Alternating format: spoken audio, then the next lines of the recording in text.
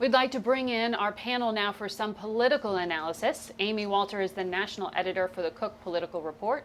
Jerry Seib is the executive Washington editor at the Wall Street Journal. And Toluse Olorunnipa covers the White House for the Washington Post. He's also a CNN political analyst. Thank you all for being here. Jerry, I want to start off with you. Just the news of the morning, what we heard from the Secretary of Defense, the pullout of at least hundreds of American troops from the north of the country. Unclear when the remaining will be moved out. It sounds like they're first headed to Iraq. Unclear what the plan is to counter the counterterrorism threat. How is this going to be digested? Well, first of all, it's striking how ugly this has turned, how quickly. You have Turkish troops moving further into Syria than they promised. You have ISIS prisoners on the loose, apparently. You have U.S. troops getting out of harm's way because they were, in fact, in harm's way. You have a lot of tension within the NATO alliance because you have a NATO ally, a NATO member, undertaking an action that everybody, including the U.S., opposes. And so that's a pretty ugly picture. I also think, though, it's striking that you have President Trump saying this is an attempt to end endless wars. And it kind of tells you exactly how seriously he took this promise he thinks he made in the 26th campaign to get U.S. forces out of the Middle East, and how intent he is on not being accused of failing to make good on that promise by the time the 2020 campaign gets around. It makes you wonder a little bit about what's going to happen in Iraq and Afghanistan between now and the 2020 election. And we didn't even mention the fact that on Friday, the Pentagon announced they're actually upping the number of U.S. troops in the Middle East. This isn't actually withdrawing from the region. It's adding another 18,000 or 1,800, excuse me, to Saudi Arabia. But I think Jerry's right. It's a little bit of the check the box, right? The closer that we get to the election, the more that he focuses on being able to say, I fulfilled the promises I made in 2016.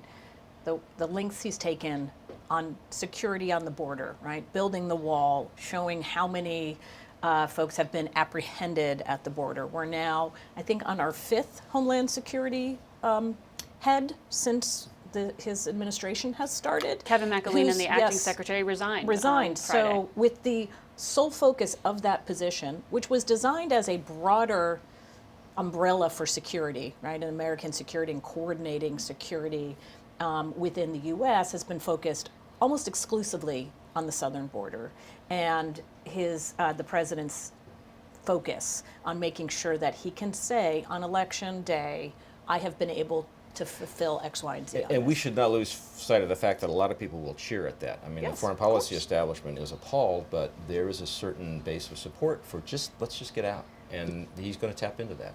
Tolu, obviously the promise resonates to pull U.S. troops out of the Middle East because Democrats are also running on that message. But it's the how it happens, when it happens, if it's planned. That is what the national security establishment usually tries to plan to minimize damage. What we heard from the defense secretary is all of this was decided just last night. Yeah, I thought it was pretty remarkable what Secretary Esper said. He said that we predicted that all of this negative and horrible stuff would happen once the Turks went into Syria, but we still stood down and allowed it to happen. It doesn't make it sound better to say that we knew that this was going to happen, but we thought, we could not stop them from doing it. We have the president that says, we're America first, we're the strongest military, we've rebuilt the military, but at the same time, we couldn't prevent these atrocities from happening. We just had to stand down because the Turks were determined to go in, and it didn't seem like there was a plan about what to do once that happened. Now it seems like they're trying to put together a plan. The president's tweeting and threatening sanctions, but there's not a clear sense that there's a strategy involved. And we saw what happened in 2014 with the rise of ISIS and how well they used social media to really put fear in the hearts of a lot of Americans and a lot of American voters. And Republicans use that as a weapon against President Obama. And if we see that reemerge, if we see those types of videos and images coming out of the region once again, it could threaten President Trump's reelection as well. So it's usually thought of as a cliche, foreign policy doesn't matter to voters, national security doesn't. Right. Is that true Unless this time? it doesn't until it does. And Tolu's right. When it looks like it's directly impacting Americans, that's when it really matters. But I also think it's important to understand when we're talking about fulfilling his campaign promises and checking those boxes, and I think Jerry's right, that yes, for a lot of voters, they do think that's one of the things that they like about him. But remember, there's this whole group of voters out there who voted for Donald Trump in 2016, not necessarily because they liked what he was saying or they wanted him to fulfill these promises, but they didn't necessarily like the other choice that they had. Now what they're having to choose from, and I think this is an example of this, is do they want another 4 years of a presidency where things seem to happen without any strategic thinking, where there's so much chaos? The Wall Street Journal editorial put it this way, right? This impulsive judgment. That is the challenge right now for Trump going forward. It's not, is his base excited, are Democrats engaged? It's that small sliver of people who might not necessarily have been enamored with Donald Trump in the first place, but they are exhausted by what's been happening over these last couple of years and the prospect of it continuing. I want to talk about one of the people who's running as an alternative, Joe Biden, who has been linked to this impeachment inquiry because the accusations around Ukraine and his son Hunter today releasing a statement, really kind of commenting for the first time on all of this, saying that if his father becomes president, he won't serve on the board of a foreign firm, resigning from the firm he does serve on in China. And I want to play this soundbite from the Vice President Joe Biden because he really responded for one of the first times this week.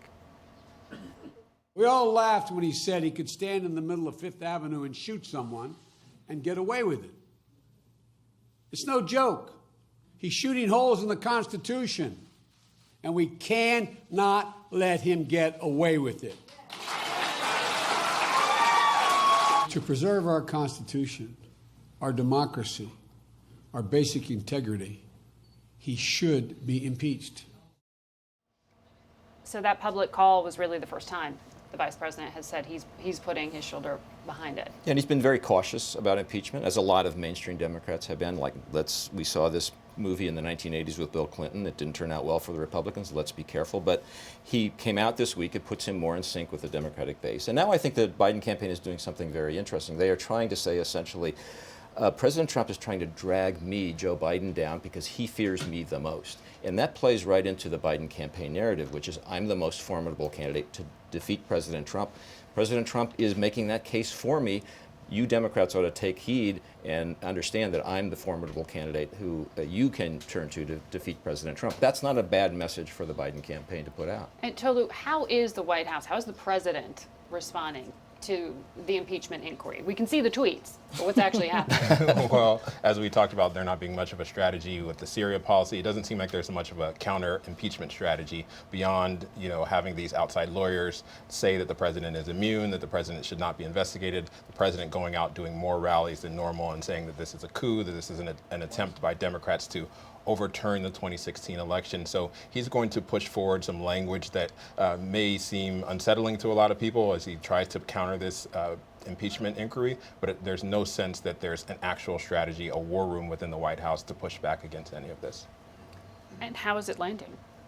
Well, I think the point that your recent poll just put forward is that the Biden defense, that this is actually good for me, this makes me look like the front runner, and that Trump's afraid of me, isn't really borne out by those numbers. How well they handle attacks from Trump warrant up over Biden by 15 points. So I think that as of this point, it has not been as effective as they would have liked it to be. All right. Thanks to all of you.